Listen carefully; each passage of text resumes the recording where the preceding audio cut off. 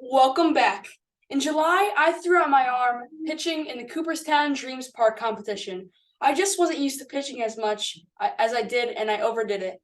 I am Grayson Knight, and this is Baseball Podcasts Are Fun. Since then, I've been going to my strength and conditioning coach right here at the lab at Undiscovered, and I have had the pleasure of talking to some minor leaguers, professionals, and basically everybody that I could talk to. And one of those players is Rob Kwaitkowski. How are you doing, Rob? And I'm doing great. Mhm. Long day in the lab. You've been in there with me. Yeah. So you're playing for the Red Sox organization for the Greenville Drive, right? That is correct. Yep. And so how's that been for you? It's been a blast, man. It's definitely been an adventure.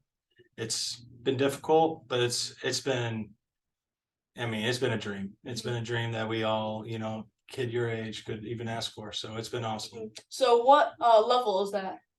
That is high. Okay. High. So thanks for being on the show. It's been so course. great working out at Undiscovered, where I've been able to meet you and a bunch of pro players, like I just said. So you grew up here in Gwinnett County, right? Correct, right here in Lawrenceville. So you grew up with Brandon Marsh, who plays for the Philadelphia Phillies, is that right? Yeah, I grew up playing with from a young age, before you even started even playing travel ball, probably. Man, I've known Brandon for a really long time, so yeah. So who are other stars that you've seen, like Dansby Swanson, Matt Olson? I haven't seen them. Another Atlanta native is Akil Badu. Played with him actually on his travel team. I've played with Jaquez Williams. He was a minor leaguer. I've played with Joey Bart, which is the catcher for the Giants currently right now. Played with a few other guys that I can't really recall right now, but yeah. So what is about the Atlanta area that it's just there's so much talent involved right here where we are? Man, I got a few answers for that for you. I think it's just so dense a population too where we are. Gwinnett County. You just look up the stats. There's a million people here just in the county. Just in the county. And then you want to go turn it around and see, how the weather is. We can play 9 months out of the year freely. If not 10, So I think that's what kind of you can get outside, get going, and it's competitiveness, not just in baseball, but in all sports you can be competitive all throughout the year, right? So that's what I think brings this area, just where you see all these natural guys that come out and have a lot of success in their careers, whatever whatever sport they choose, right? So seems like I'm in a perfect place. Yeah, you are. So let's go back in time for a few minutes. So how did you get started with baseball? Well, can I tell you? I'm gonna tell you a funny story. Okay, so when I was 2, I threw a rock outside at my mom's window. Oh no! And I was 2 years old. You don't think a 2-year-old could probably throw that hard, right? So, but I shattered the window in our car. So she said of the car. Oh. She wasn't very happy, but that's when my mom decided, well, he has a really good arm. Let's put him in baseball. So that's where it kind of all started. I started baseball when I was 3 years old, right here in Tequila area. Started Tequila Rec, and that's where it all started. And I eventually went over to Mill Creek area and then played at Mountain View. Wow, that's awesome. Man, throwing a rock. That's like how every story goes, right? Like I've read that in so many stories, just throwing a rock at a window. So what about other sports? Did you play any other sports growing up? I did. I played football for about 6 years. My dad was a very good basketball player and always wanted me to play basketball, but I never had a good shot on me, man. I had the dribbles, I had the handles, but never had the shot. But I played football for quite a few years, was pretty successful at that. But once I got into about high school, that's when I kind of knew, to choose my career path, and that was baseball. So. So I just started basketball in the winter just to stay healthy. There you go. For a while, and I think I've only had like 2 practices, so I haven't done that much, and I'm pretty much the same as you. Yeah. I'm not incredible, but I'm not terrible. Yeah. So did you do rec and then travel ball, or was there like another? Yeah, there was rec for about, I think it was till I was about 8 years old. So I started when I was 3, and just in that very, very young age, before the T-ball stage, right? And so I started from T-ball, got to the minors, minor leagues of rec. And then right after that year, that's when I chose to go to the travel ball. About 8 years old. I was 8 playing out of 9UT.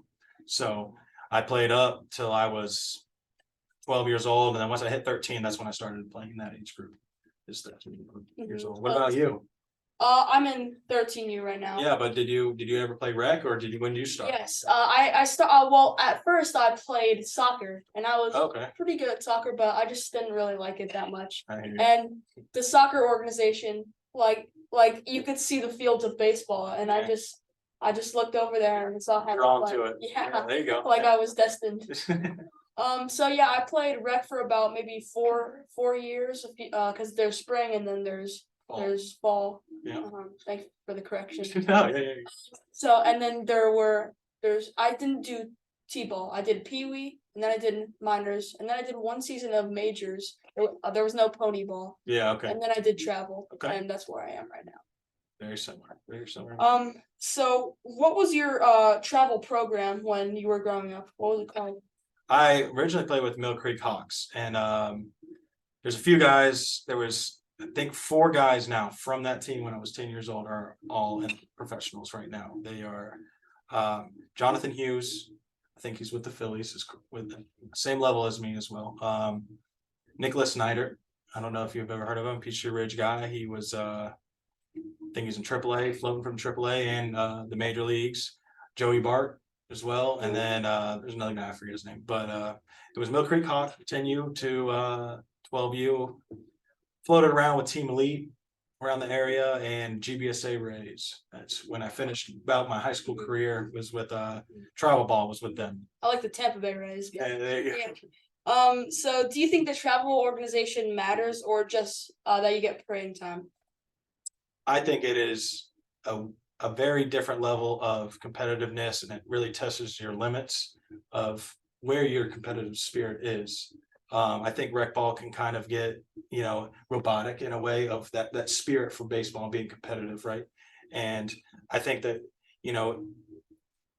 some people can say differently, but I think the coaching kind of, depending on who you get under, right, and you're playing under, is very important. But I think travel ball, that's when it starts to change a little bit, where that extensive coaching comes into play, and you start getting a higher level, more knowledge tested on you about the game, is when you get to travel ball and that tournaments that come in, and there's more stress and more pressure situations and stuff like that when you get in that championship atmosphere, right? Mhm. And I think that's what, can drive a young kid to, like yourself, to really challenge yourself and be very, very competitive. And I think that's what, a guy like you needs, right? Yeah.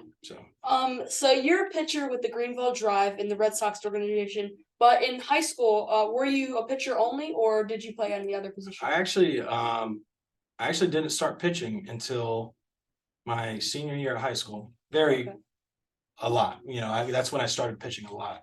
Junior year, I floated here and there. I probably had, I don't mark me on my words, but probably like 13 to 15 innings, which is not a lot. But my senior year, I had about 60 innings. Okay. So that's when, Yeah. But normally I was a starting shortstop, high end, up in the lineup guy. I was power hitter. Actually went to college to be a 2-way for third base and short, and that's when my velo jumped. Just started throwing hard, and they made me a pitcher only at my freshman year of college. Mm-hmm. That's awesome. So did you have like a pitching coach, or like a strength and conditioning like I do? Yeah. Oh yeah. I want to give a lot of credit to my Marshall coach. After my junior college I went to, he really taught me an approach on the mound, which I really didn't understand developing going into a professional career.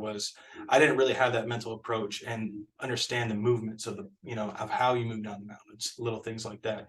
And his name was Joe Renner. He was a coach at Miami of Ohio, and Cincinnati, and he really made me understand what pitching really was. And it was later in my career in college that I think that's when it made me become a professional. Yeah, that's awesome. So I'm in 7th grade now, and working towards my high school. So what are some things that me and my listeners should be working on to get ready for high school ball? I always tell kids this. you got to find a way to separate yourself. And I know that sounds very cliche, but finding a way to separate yourself, with whether you're at the plate or you're pitching, right? It's doing the little things right, and what's going to spark a varsity coach's mind, right, from you is, as a pitcher, knowing where you're supposed to be on the field. If the ball's hit to the right side, am I going to first base immediately, right? Or am I having somebody tell me repeatedly, hey, you got to cover first base? Okay, that's what a coach is looking for, is the aggressiveness, wanting to be in the play. Okay, having an approach at the plate, a 2-strike approach, right? Have an approach when you're on the mound. Okay, it's the little things that a coach, and going into high school, that's going to matter and make that varsity team. Okay, because there's going to be, once you get to that level, there's going to be a lot of guys that are going to be very talented. Right now, who's going to separate themselves from that talent? Okay, by doing the little things right. And I think that's the best advice I can give to you going into high school ball, is separate yourself. And it's not about making these big jumps. Can I throw 95 miles an hour? No, it's not about that. It's just doing the small things, covering bags, backing up bags, knowing where to go when the ball's hit, little things like that. So what do you remember about trying out as a freshman? Man, trying out for the freshman team in high school, I'm not gonna lie to you, man, my heart was pumping.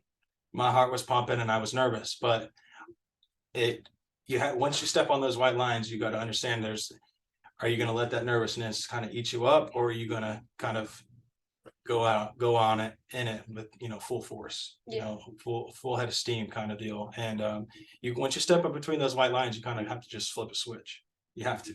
And that's the nature of the beast. And if you don't, so you can get kind of eat up. So that's a bit, my advice is, you're going to be nervous. All the kids your age are going to be nervous. It's natural, right? And that's how, like I said, that's how you're going to separate yourself. Are you going to flip that switch and just take it on head on, or are you going to kind of get back on your heels? So when you were in high school, did you play high school ball and travel ball? I did. Yeah. And that's when I played with the GBSA Rays, right when I was about freshman year of high school. That's when I went play with GBSA for about 3 to 4 summers. So, what did you do to keep the game fun, but by also working hard playing the game? Oh man, I always have kept this game fun. At the end of the day, we're kids playing a kid's game. Now I'm an adult playing a kid's game. And that's when you can never take it too serious. You gotta have fun, whether you're at practice taking some ground balls, throwing the ball off of one leg, making that top 10 play, going in the batting cage and hitting a bat flip every now and then. That's what's going to make it fun for you. That's what I always made it. That's how I made it fun for myself. So that's awesome. So I actually started playing my Oculus a lot, every couple of days, and that helps me stay motivated and stay healthy, because it gets you sweaty a lot. And so after a workout, I just get on for an hour, and then I just have a lot of fun. Okay, so do you think using the Oculus, are you playing what games and situations are you playing on that? So I play this game a lot that it's you're robots, and you have to it's like disc soccer, where you throw a disc into a goal, but it's zero gravity and you're robots. Okay. So you fly around and catch disc, and you throw it into a goal, and it's really, really, really tough when you're a top 10 player in the world. Subtle flex right there. Okay, so at what point in high school did you start getting looks from colleges or professional teams? I would say towards my sophomore year of high school was when I started getting professional and college looks, phone calls, emails, that kind of deal. And then from my sophomore year, that's kind of when I knew that this was going to be a career choice, a path to get me a good education, just financially, I didn't have it. My parents didn't have it really. So, that was my way out, to be able to get a good education, get my degree, also playing the game I love. So it just worked out that way. So how was college like? Big transition, or was it not that much? Yeah, it's a big transition. Not just in athletics, waking up at 6 a.m., mandatory lifts, and if you're not there, you might get kicked off, right? Kind of stuff. Like it's a big transition to go with athletics, but also a big transition in academics. A lot of it's now is your responsibility. At your age, kind of, you got hopefully you got your own alarm, but now parents wake you up. Parents sometimes pick you up from school, or you got to wake up on your own in college, do your own homework. No one's telling you to do that. So it's you got to take on a bigger responsibility when it comes to that on both sides with academics and athletics. So, I think when I get to college, my mom will still call me and say, "Did you do your homework?" yeah, I'm not gonna lie, my mom did that a few times when I was a freshman, getting started. Were your parents sad when you left? Uh I didn't see it, but I know they probably were, right? When they were holding it in? Yeah. So what would you say was your biggest was your most difficult adjustment from high school to college? Um, I think the biggest adjustment was not trying to be like anybody else. So I know that's kind of hard to explain, but I wanted to be Robert, and I didn't want to be, because when you get to college, you see the older guys, right? And they're really good, they've had success, and you're a young freshman and don't know what this world is like, really. And you don't want to go there and try to be somebody else. You're there for a reason, right? You got a scholarship for a reason, or you're going to college for a reason, and they like you for that reason because they liked Robert. And I wanted to be the best version of myself. And that was the biggest adjustment, I think, for me mentally, was to be myself on the field, no matter what, and wasn't trying to be anybody else. That's amazing. That's really good advice, especially because I'm not a college student, but I think I'll definitely take that when I get to college. Good. Um, was there anything that you weren't expecting when you got to college, like any like academics or anything for baseball? That's like different that not Man, everyone- I was friends with a lot of older guys when I was in high school that were moving and making that transition, and then I kept in communication with them, and they kind of filled me in that this is a different world, and there's no really slacking off. Um, you gotta take it on a full head of steam. You can't miss practices, can't miss weight lifts. I mean, you can, but you're gonna have a punishment. It's their world now, not yours, really. And it's their rules, and you got to kind of play by them and do the right things, be there on time, show up with the energy and focus, and everything will be just fine. So how was going to the Red Sox like? Did you get drafted or was there an open tryout? No, I was a undrafted free agent. I was in the COVID year, so it was 5 rounds, which was unfortunate for me. But that's not the biggest deal. My dream was to play professional baseball, and I'm here, and I'm taking that opportunity as how it is, right? And I'm not really dwelling on there was a 5-round draft or anything like that. It was, I'm going to take it how it is, and I got the opportunity, and I should just be blessed, right? So, and that's how I kind of took it. So if you're still in Greenville in the spring, I kind of want to come see you play, see how. Dude, come on, you guys taking us? I'll get you some You're tickets. starting pitcher, right? No, I'm a late relief, so kind of that closing role. Okay. Yeah. Like Anthony Maldonado. Yeah, that's right. All right, Rob. So I finish each interview with some not so rapid fire questions. You can answer with as much or as little info as you want. You ready? All right, let's do it. Let's do it. Okay, here we go. So I read that one of your hobbies is cooking. So the world needs to know, what do you like to cook? Baked ziti. What's that? Baked ziti. It's like a pasta. There's like chunk tomatoes in there. You got your beef. You got a couple different types of cheeses in there, and you put it in the oven. You bake it. Nice. Beautiful. Sounds healthy. Yeah. So you've also said your mom is your role model. Tell me why. She's always pushed me to be the best version of myself, best to be humble, to like I said before, was to never be anybody else but be yourself. And she taught me how to be a young man, and she's just my role model, man. She taught me everything I know, really. She played baseball. Fun fact, she played baseball until she was 12 years old. She never played softball. She played baseball. So I thought that was really cool growing up. She used to catch me until your age too. She would catch my bullpens and everything, and she was good. And I was always impressed by that. And yeah, that's about it. My mom is awesome. She's a rock star. Yeah. So yeah, so was mine. So you've been doing one-on-one instruction in the off season. Do you like coaching? I do love coaching, man. I don't like to think I know it all by any means, but I've obviously made it this far for a reason. And, I've learned a lot on my own in this game, and people have taught me a lot in this game. And, I love passing it on to the younger generation, the guys that might be a little lost, right? I can maybe flip a switch and put them on the right path by a different mindset or a couple tweaks here and there to, get them on the right track. Mhm. And I find a lot of enjoyment in that. Would you rather coach or be coached? I'm gonna answer that one smart. I would rather be coached. That means I'm playing longer. Okay. Which major league batter would you love to face and why? Oh man, he's probably retired. Or no, I would say King Griffey Jr., but he's obviously not. He's not playing anymore. But I would challenge myself and say What about? Shohei Oh yeah, Shohei I Ohtani. was gonna say live, but yeah, Shohei. I think for me, I mean, if I was a professional pitcher, I'd probably want to face Judge no Quincy. Quincy. Have you faced him? Not yet, but I will be here really soon. Mhm. Really soon.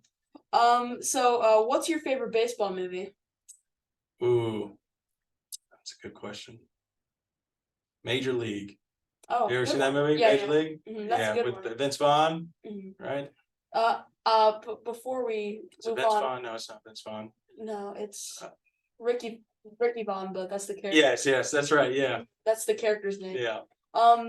So before we move on, have you faced any major league batters that like before? Like Yeah, going have like you like ever faced rehab or something like that. Brandon Marsh or something? Man,